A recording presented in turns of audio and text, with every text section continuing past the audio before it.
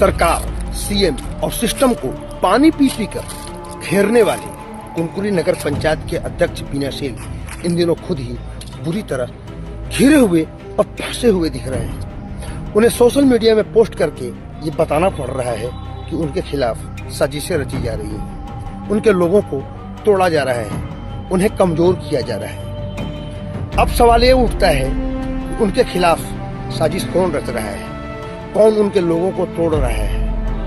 और आखिरी सवाल और अहम सवाल ये कि विनयशील जिस घेरे में फंसे हैं वो घेरा किसका है, भाजपा का या फिर उनकी ही पार्टी कांग्रेस की। राजनीति की सीधी लकीर पर चलने वाले लोगों की यह सोच हो सकती है कि विनयशील का यह पोस्ट भाजपा के लिए है, क्योंकि विनयशील ने जब से कुनकुरी नगर पंचायत अध्यक्ष का पद संभाला है तब से कुनकुरी या यूं कहें कि पूरे जसपुर जिले में विनयशील वर्सेस भाजपा की लड़ाई चल रही है। विनयशील वर्सेस भाजपा की लड़ाई न केवल जसपुर बल्कि पूरे छत्तीसगढ़ के मीडिया और सोशल मीडिया में सुर्खियों में रहा है। ऐसे में अगर कोई ये सोचता है कि विनयशील का यह पोस्ट भाजपा के लिए है, विनयशील ने भाजपा के ऊपर साजिशें रचने का आरोप लगाया है, तो इसमें गलत क्या है।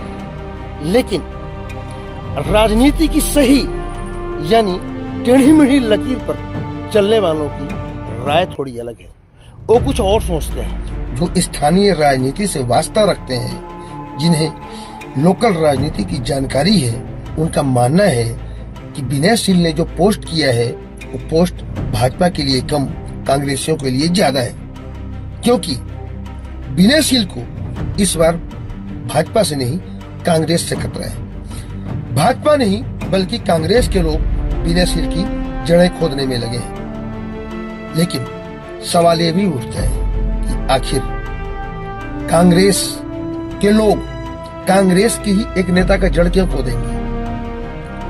कांग्रेस के लोग कांग्रेस के ही एक नेता की घेराबंदी क्यों करेंगे? और सबसे अहम सवाल कि अगर यह बात सही है, गलत है तो कोई बात नहीं, लेकिन अगर ये बात सही है और कांग्रेस के भीतर अगर इतनी बड़ी फूट है, अंदर में इतना ज्यादा विद्रोह है, तो इसका लाभ किसे मिलेगा?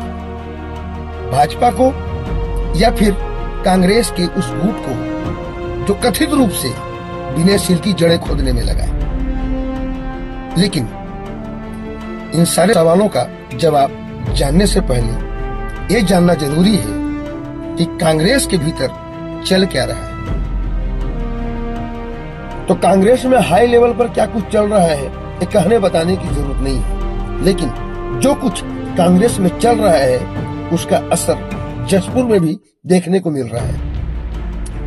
कांग्रेस के जिलाध्यक्ष की नियुक्ति और चुनाव का मसला जब सामने आया था और उस वक्त इस बात को लेकर जो विवाद कांग्रेस के भीतर शुरू हुआ था, वो विवाद अभी तक खत्म नहीं हुआ।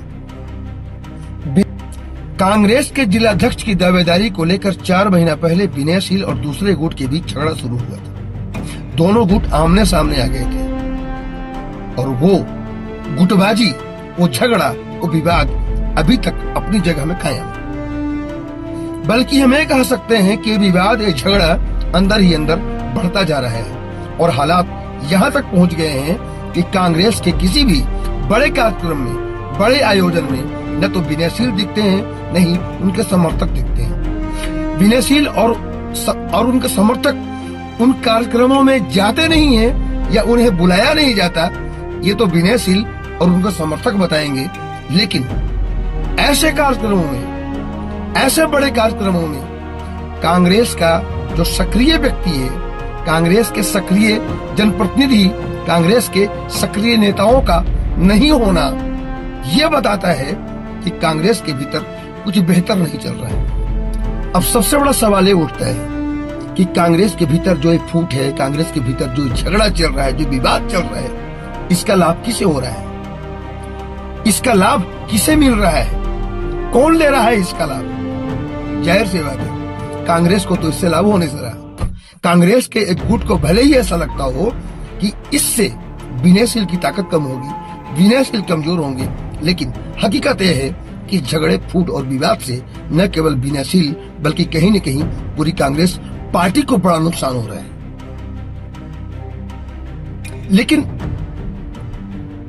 एक बात और कि कांग्रेस के भीतर चल रहे इस झगड़े में सबसे ज्यादा अगर कोई मजे में है तो वह है भाजपा, क्योंकि भाजपा को विनयशील को निपटाने के लिए कुछ मेहनत नहीं करना पड़ रहा है। भाजपा का काम कांग्रेस के दूसरे गुट के लोग कर दे रहे हैं। कुल मिलाकर के कांग्रेस के भीतर जो चल रहा है, जो कुछ हो रहा है, उसका भाजपा तो मजा ले ही रही है, पब्लिक भी बहुत मजे से चटकारे ले लेकर उनकी खबरों को पढ़ रही है। तो आपको ये खबर कैसी लगी? आपकी राय इस खबर पर क्या है? कमेंट बॉक्स में जरूर बताइएगा। हम आपके जवाब का, आपकी कमेंट का इंतजार करेंगे। तो दोस्तों, ऐसी खबरों के लिए बने रहिए हमारे साथ, पढ़ते रहिए मुनादी.com और देखते रहिए आपका फेवरेट चैनल मुनादी चौपाल। मेरे साथ जय हिंद, जय जोहार, नमस्कार।